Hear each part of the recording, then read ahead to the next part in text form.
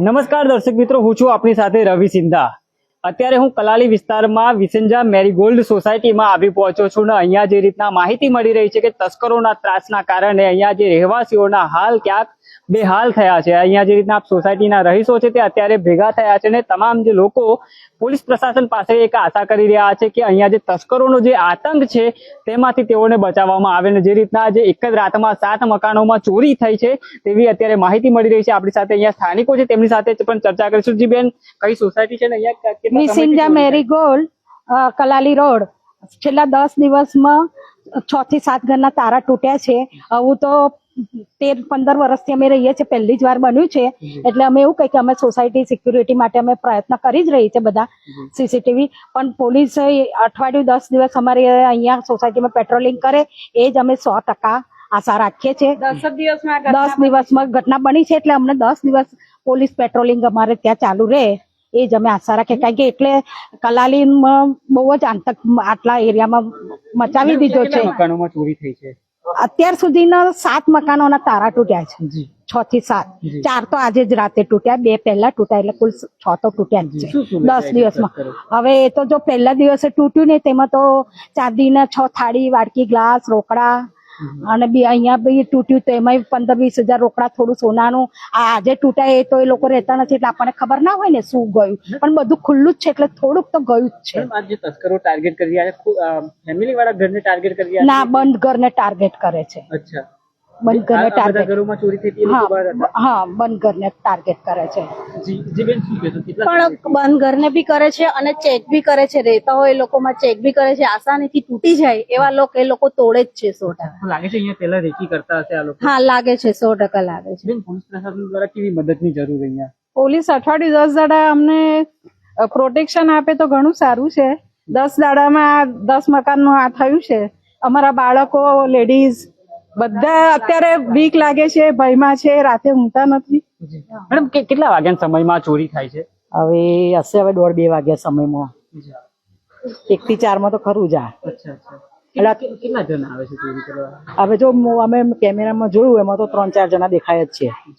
પહેલા પણ આટલું લોકો આવ્યા હતા? પેલા હોય એ જ હશે। અચ્છા, પોલીસ પેટ્રોલિંગ કેવું છે અહીંયા? પોલીસ તો અત્યારે હમણાં કાંઈ તો કોઈ પોલીસ પેટ્રોલિંગ કરવા આવતું નહીં એટલે અમે એવું ઈચ્છીએ છીએ કે 10 દિવસ માટે પોલીસ પેટ્રોલિંગ કરે એમ અહીંયા આગળ।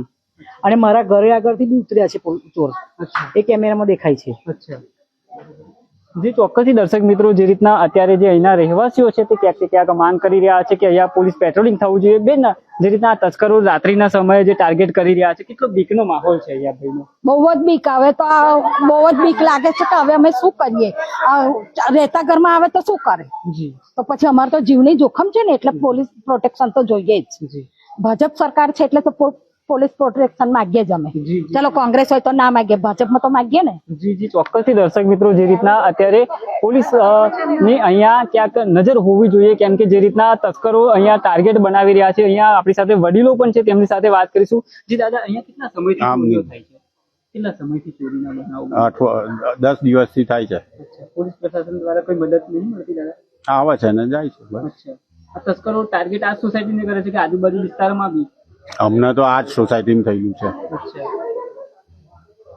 આજુબાજુની સોસાયટીમાંથી કોઈ કમ્પ્લેન નથી, અમારે આ જ સોસાયટીમાંથી 10 દિવસથી આ સિલસિલો ચાલુ છે। તો કેટલા જણ ચોરો આવે છે? લગભગ ઓછામાં 4 થી 5 જણા આવે છે। અચ્છા, એ હવે કઈ બાજુથી આવે છે એ પોલીસ શોધી શકે, બાકી અમને કઈ ખબર પડતી નથી। અને આવે છે 25 આપણે ઇલેક્શન હતું એ દિવસ આવ્યા, એ દિવસ 2 મકાન તોડ્યા અને પછી વોચ કરી ગયા અને ચડ્ડી વાળા છે, ચડ્ડીને બંડી જ પહેરે છે, બીજું કશું જ પહેરતા નથી અને હાથમાં ગ્લોવ્સ પહેરે છે અને એમના હાથમાં કટિંગ મશીન હોય છે, બધું લઈને આવે છે કે જેથી કરીને જે ઘર બંધ હોય છે એને સીધું કાપી નાખે છે। તમને આ જોવા મળશે કે અહીંયા આગળ જે તૂટ્યું છે એનું આખું જો કેવું રીતે તોડ્યું છે એ તમને જોવા મળશે કે તમે હા, ચડ્ડી બંડી વાળી ગેંગ છે। અને ગઈકાલે જે 2 આયા એમાં એક સાધુનો ડ્રેસ પહેરતો અને બીજો ચડ્ડી વાળો હતો, એટલે તમને ખબર ના પડે કે આ સાધુ એમને કોઈ બોલાયા હશે, પણ રાતના 1 થી 4 ની અહીંયા બધી કાર્યવાહી કરે છે આ લોકો। પહેલા રેકી કરતા હોય એવું લાગે છે આ લોકો? રેકી કરતા હોય? હા, એવું લાગે છે કે કોઈ ચારે આવીને જોઈ જાય છે, ખબર નહીં પડતી, પણ લોકોને રાતની ઊંઘ બગાડી નાખી છે। જે ઊંઘવા જાય તો રાતે વિચાર કરે કે ભાઈ આપણે અંદર હુતાઈશું, અમારું ઘર તોડશે તો શું? આ પરિણામ છે એનું। અને પોલીસ આવે છે પણ કઈ વસ્તુ ચેક કરી ખાલી ઘેર ચેક કરી જાય છે અને જ્યારે પોલીસ કહે છે કમ્પ્લેન લખાઈ છે આ વસ્તુ પૂછે છે કમ્પ્લેન લખાય તો જ તમે આવો આ ઘર કોનું છે? આ ઘેર છે ભાઈ હવે જનકભાઈ કરીને છે કે એમના ગામ ગયા હતા અને એમને ખબર પડી કે આ ઘર બંધ થયું છે આવીને કાલે અત્યારે પરિવાર કોઈ નહીં આવે? અહીંયા કોઈ પરિવાર નથી બપોરે એ લોકો ત્યાંથી નીકળ્યા છે હવે આવશે એટલે તમને બતાવીશું એ ભાઈનું તમારે જે કંઈ ઇન્ટરવ્યુ લેવું તમે લઈ શકો આ ઘરમાં કોઈ શું શું ચોરાયું છે દાદા? એ અંદર અમે ગયા નથી પોલીસ અંદર એન્ટ્રી નથી આપી એટલે પોલીસ હવે ચેક કરવાની ગયા હવે સપોઝ કે અમે અંદર જઈશું તો અમારે ફિંગરપ્રિન્ટ આવે ને બધું થાય એટલા કારણે કોઈ અંદર ગયું નથી. જી ચોક્કસથી દર્શક મિત્રો, જે રીતના આ જનકભાઈનું ઘર છે અને જે રીતના વિજનજા સોસાયટી આવેલી છે તેમાં અત્યારે જે રીતના તસ્કરો અત્યારે અહીંયા આ ડોર છે તે તોડીને અંદર પ્રવેશે છે અને જે રીતના ચોરીને અંજામ આપીને અહીંયાથી રફુ ચક્કર છે તે થાય છે અને જે રીતના સીસીટીવી ફૂટેજ છે તે પણ અત્યારે જે રીતના સામે આવી રહ્યા છે અને હાલ જે રીતના સીસીટીવી ફૂટેજમાં પણ અહીંયા જોવા મળી રહ્યા છે કે 3 થી 4 જેટલા તસ્કરો રાત્રિના સમયનો ફાયદો ઉઠાવીને અહીંયા આ સોસાયટીમાં પ્રવેશીને હાથ ફેરો કરીને અહીંયાથી પલાયન બને છે. હવે આ જોતા જ એવું લાગે છે કે ચોક્કસથી આ તસ્કરો ખુલ્લામાં જ જે પોલીસને ક્યાંક પડકાર ફેંકી રહ્યા હોય તેવા દ્રશ્ય અત્યારે જોવા મળી રહ્યા છે. હાલ જે રીતના આપણી સાથે અહીંયા મહિલાઓ છે તેમની સાથે પણ વાત કરીશું. બેન, કેટલી અહીંયા ભયનો માહોલ સર્જાયો છે? હા, તો વારે ઘડીએ આવી રીતે ચોરી થાય તો ભયનો માહોલ તો થશે જ ને. અને પીઆઈ ને આપેલા છે સીસીટીવી ફૂટેજ. પહેલી વખત ચોરી થઈ તો પણ કોઈ એક્શન લેવાઈ નથી. મેડમ, હવે કેવી આશા કરો છો? કેમ કે અહીંયા તો સતત ચોરીઓ હવે તો અમને થઈ રહી બહુ બીક લાગે છે. છે. અચ્છા, તો હવે તો અમે વિચારે છે આખી રાત અમે બધા બહાર બેસી રહીએ, બીજું શું કરીએ? બરાબર કે નહીં? તો બરાબર, અમે આ તો કેવી એક સોસાયટી આટલી સેફ જગ્યા આટલા સારા એરિયામાં સિક્યોરિટી ગેટ વાળીને આવું બધું થાય તો પછી તો અમારી સેફટી શું? જી જી જી. પોલીસ પ્રશાસન તરફથી કેવી આશા કરી રહ્યા છો તમે? આશા રાખીએ છીએ કે પોલીસ આવે અને આ ચોરને પકડે અને અમારી સોસાયટી આજુબાજુની બધી સોસાયટીની સિક્યોરિટી કરે. મેમ, કેટલા સમયથી અહીંયા ચોરીઓ થઈ રહી છે? 10 દિવસથી ને જે ચોક્કસથી દર્શક મિત્રો, જે રીતના 10 દિવસમાં અહીંયા અલગ અલગ ઘરોમાં ચોરીના બનાવો છે તે સામે આવ્યા છે અને 7 થી વધુ મકાનોમાં ચોરીનો બનાવ બન્યો છે. અને જે રીતના ગઈકાલ રાતની વાત કરીએ તો ગઈકાલ રાત્રિના સમયે 4 મકાનોમાં તસ્કરો અહીંયા ત્રાટક્યા હતા. બંધ કરીને ટાર્ગેટ કરીને અહીંયાથી જે મુદ્દા માલ સહિત જે રોકડ રકમ ચોરી કરીને અહીંયાથી પલાયન થાય છે અને ક્યાંક ને ક્યાંક આ તસ્કરો પોલીસને પણ ખુલ્લો પડકાર આપી રહ્યા છે અને ક્યાંક પોલીસ પ્રશાસન દ્વારા પણ જો આ વિસ્તારમાં પેટ્રોલિંગ સતત જો વધારવામાં આવે તો ચોક્કસથી આ જે ચોરોનો આતંક છે તે ક્યાંક બંધ થાય ને જે રીતના અહીંયા તમામ જે વડીલો છે તેઓ પણ એક ભયના એંધાણતરે જીવી રહ્યા છે.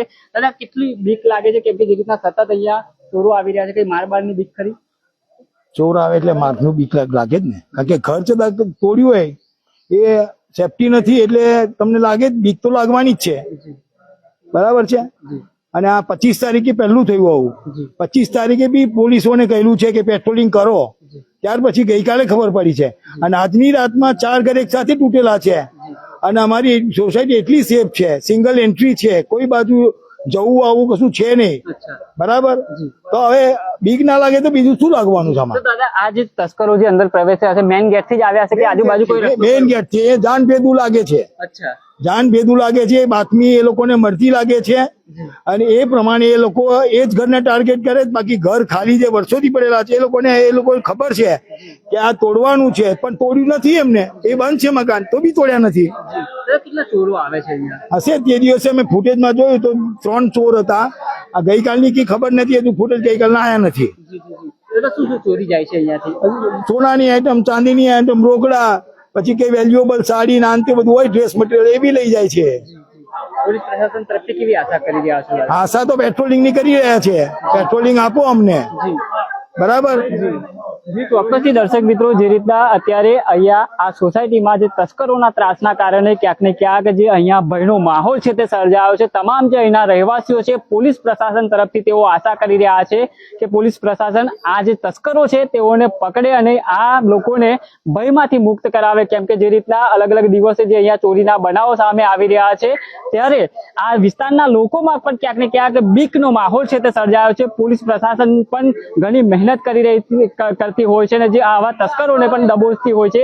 ત્યારે આ વિષયમાં પણ જોવાનું રહેશે કે આ કલાલી વિસ્તારમાં જે આ ચોરો જે આતંક મચાવી રહ્યા છે એ કેટલા સમયમાં પોલીસ દબોચી લે છે. કેમ કે વડોદરા શહેરમાં જ્યારે પણ આપણે જોયું હશે કે પોલીસ પ્રશાસન દ્વારા જ્યાં પણ ચોરી થતી હશે ગણતરીના કલાકોમાં જ આવા ચોરોને દબોચી લઈને કાયદેસરની કાર્યવાહી હાથ ધરવામાં આવતી હોય છે. ત્યારે આ વિસ્તારમાં પણ જે લોકોની ક્યાંક ઊંઘ હરામ કરવામાં આવી છે, આ તસ્કરોને પણ પકડીને કાયદેસરની કાર્યવાહી કરવામાં આવે તેવી માંગ અત્યારે આ લોકો દ્વારા કરવામાં આવી રહી છે. અને પોલીસ પ્રશાસન પણ તમામ જે લોકોનો એક વિશ્વાસ છે, એક આશા છે કે વહેલી તકે આ તસ્કરો પોલીસના સકંજામાં આવી જશે. જે રીતના સીસીટીવી ફૂટેજમાં પણ આપ જોઈ શકો છો કે 4 જેટલા જે તસ્કરો છે તે આ સોસાયટીમાં રાત્રિના સમય દરમિયાન પ્રવેશે છે, બંધ મકાનને ટાર્ગેટ કરીને જે અહીંયા ચોરીને અંજામ આપીને તેઓ રફુ ચક્કર થતા હશે. હવે પોલીસના હાથે આ જો લોકો લાગ્યા તો ચોક્કસથી તેમના વિરુદ્ધ કાયદેસરની કાર્યવાહી કરવામાં આવશે. અને પોલીસ પ્રશાસન દ્વારા પણ જે રીતના આ તસ્કરો સુધી પહોંચવાના ચક્રો ગતિમાન કરી દેવામાં આવ્યા છે, પોલીસ પ્રશાસન પણ દ્વારા પણ જે આ તસ્કરોને વહેલી તકે પકડી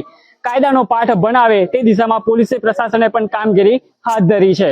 કેમેરામેન રાજ દુબે સાથે હું Ravi Sindha, Spark Today News, Vadodara.